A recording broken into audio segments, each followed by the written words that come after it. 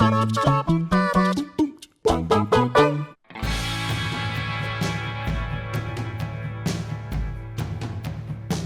if you're going to do one hit wonder, in fact, if you're going to do anything in life, you might as well rock up, literally set the bar at the very top, then just bow out. And Norman Greenbaum did that in 1969 with Spirit in the Sky. He wrote simultaneously the greatest song of the 1960s, and then subsequently just the greatest song ever recorded. Some people tell you Stand By Me, some people tell you Satisfaction, something by the Jackson 5, something like, no, Spirit in the Sky endures to this day as singularly the best song in the 60s. That like fuzz effect on the guitar, the gospel elements of it. It was good in the 60s, it was good in the 70s, good in the 80s, good in the 90s. It's been done, I think it's been in 50 plus movies because it's so timeless. It's been covered by countless chumps all around the world. And Norman Greenbaum just went, nah, I'm up topping that, I'm at, and just bowed out. And it is still like, it's in Guardians of the Galaxy. Like there's a bit where they're like in spaceships fighting around. It's a song written in 1969 about just like sitting on a hill, and it's so good it can be used in that situation. Like, you mentioned Gareth Gates before I came in. Even Gareth Gates got a good tune out of Spirit in the Sky.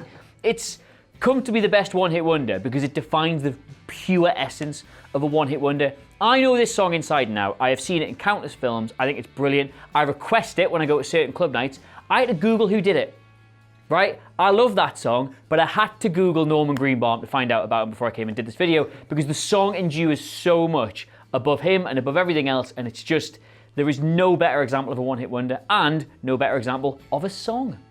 Well, this is my favourite one-hit wonder on account of it being the only one-hit wonder to stay on my pre-drinks playlist throughout the entirety of uni, and that is Tubthumping by Chumbawamba, which, you know, it would be my favourite just on account of those two words coming after each other.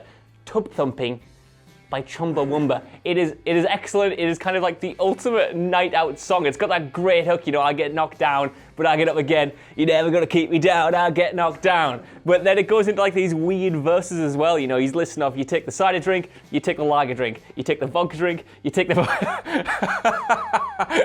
you take the song that... I'll come at the perfect time. We're going out. Go on, what is it? Yeah, we're going out because we're going to listen to Tubthumping. Yeah, we're going to have a whiskey drink. We're going to have a lager drink. We're going to have a look. Oh wait, a whiskey drink, vodka drink. We're going to take a cider drink. Take your songs that remind us of the good times. Take the songs that remind me of the better time. Time. Oh, Daddy boy, Daddy boy. I get knocked down. It's the ultimate, it's the ultimate night out song, you know, it's just about, you know, pissing the night away in like being with your mates and just kind of ignoring that the entire world is going to hell. And I've found out that that sentiment has been appropriate throughout my entire life, no matter my age. You know, there's always that night where you just need to go out with your mates and just forget about all the crap that's happening. And you've always got Tubthumping by Chumbawamba there to soundtrack it with the perfect song and the perfect upbeat kind of tune to just get you in the mood. It's a weird one because it is definitely a one-hit wonder. I don't know if anyone in this room has ever heard another Chumbawamba song, but astonishingly, when I was doing some research for this entry, they have made 16 albums. And I couldn't name another single. And they are apparently like really big in, you know, like activism, and you know, they're a very political band, but you don't kind of get this from their biggest ever hit. And apparently this was the hit that kept them together to keep going on and make all these other tunes. So now I would say that I'm gonna jump back in to the back catalogue of Chumbawamba, but I don't need to, because the best song is already out there and it's already firmly, still to this day, in my pre-drinks playlist. What is the best one-hit wonder of all time? Now, I don't know what other things have been said, but my mind immediately went to Blue Dabba Dee. Now, it's not that, but Blue Dabba Dee by Mr. Eiffel, Mr. 65 and all that. I don't think they ever did anything else. So I'll throw... maybe they did move the bods. I'll throw that out as a potential. But for me, the one that I will hold up and can champion and will sing along to every time is What Is Love by Haddaway. Because I don't even know what they are. Him didn't do anything else after that, and if they did, I don't care. I think it's What Is Love, the ultimate wedding party anthem banger. You put that on, everyone knows that song from the first three words, which, you know, that dude made populous, made an entire career off of those three words. And it's absolutely glorious. So yeah, it's an absolute jam, and it was at my wedding, and it made the wedding even better. I don't know if it would have been as good without it, but we definitely needed it, and it picked everybody up. So I'm a bit of that. And another one I'm going to throw out as well is Mr. John Farnham, You're the Voice. try and understand it. There's all that. There's that whole, the thing, which I know that people say that he's got more songs. I've not heard them. It would be that. But I'm gonna say What Is Love for the number one spot. That. Well, I'm sure there are plenty of examples that are objectively better than this example, but when I was told this was going to be our question this week, the first thing that came into my head was the Rasmus. I forgot the name of the song for a second there. It's called In the Shadows. You know that one that goes, oh, oh, that one. Okay, that's literally, do you know any other words from that song? In the Shadows. Do you know what though? I love this song. It came out, I didn't even look up the year because I've been very busy editing for the gaming channel, plug. And it came out, I want to say I was about 14, maybe, came out mid-2000s. And it was in my emo phase. And of course, big old Finnish, I think they were Finnish, man with his feathers in his hair and his OOs. And I was just like, I was so up for this song. I was so into it and I loved it. And I bought their album and of course then stuck it on, pretty much just listened to In the Shadows on repeat. And that is why they are the best one-hit wonder. So the best one-hit wonder of all time is technically the best song of all time. It is the peak of songwriting that we have yet to hit again with any other song, and it is, of course, Crazy Town's Butterfly. And there isn't much more that I can say about it other than it's great. You got some rap, you got some rock. It used to be on Kerrang all the time. It's one of two songs that are my party trick songs that I can rap all the words to, which is Boom Shake the Room is the other one, and then Butterfly, obviously. It's just good fun all round, isn't it?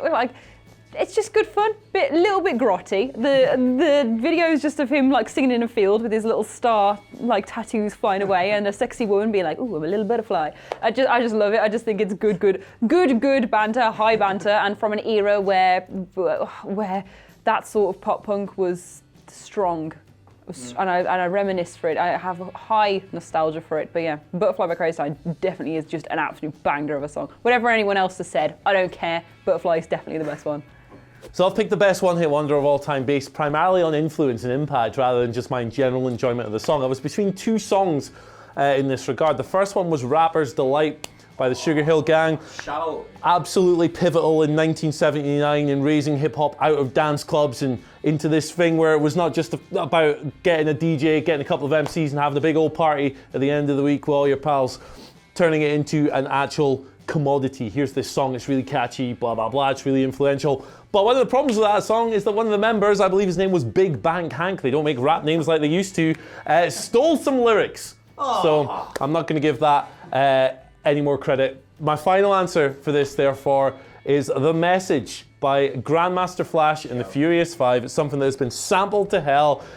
You'll know the key hook in that song regardless of what kind of music you listen to, what you're into and so forth.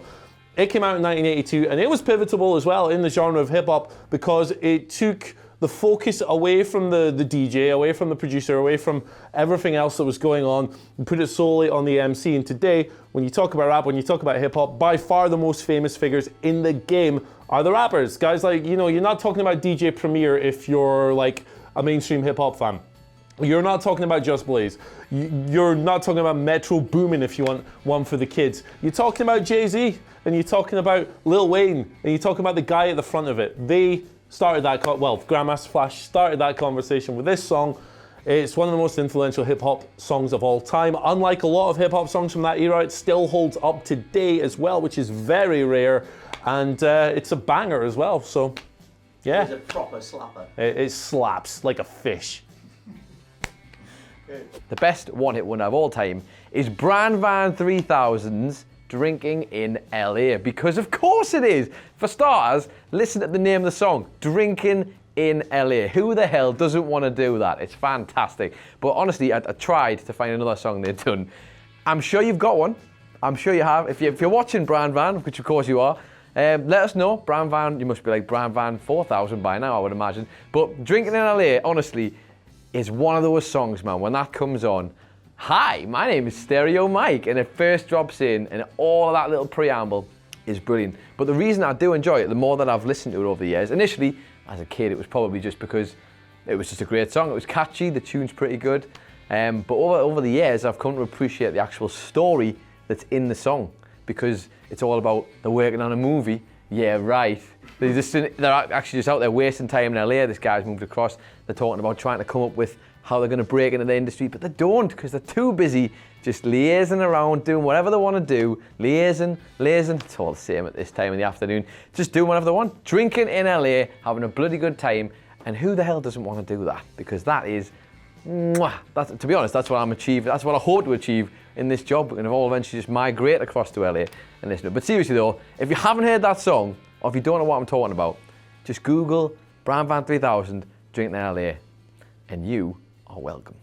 James Dowse, what's the best one-hit wonder? The best one-hit wonder of all time. I was going to say Jet with Are You Gonna Be My Girl? Ooh. Because admittedly, can you name me another song by them? Exactly. My proper answer is Bobby McFerrin with Don't Worry, Be Happy. Because it's such a nice little song. It's just like, whatever you're going through, you listen to that and it solves your day. It's just so little nice. And he deserves so many more songs. But you go on Spotify and they've all got like 10 views and that one's got like 150 million. So I guess he is kind of a one-hit wonder. I'm so sorry if he's not, but to me he is because that is the song, that is his song. And in the music video there's like Robin Williams, like, oh, it's Robin Williams and he's just dancing around having a jolly time with Bobby McFerrin, and it's just like a nice song to just for any mood which will make you happy. And don't worry, because be happy. I was thinking of Bob Marley. So it's not Bob Marley.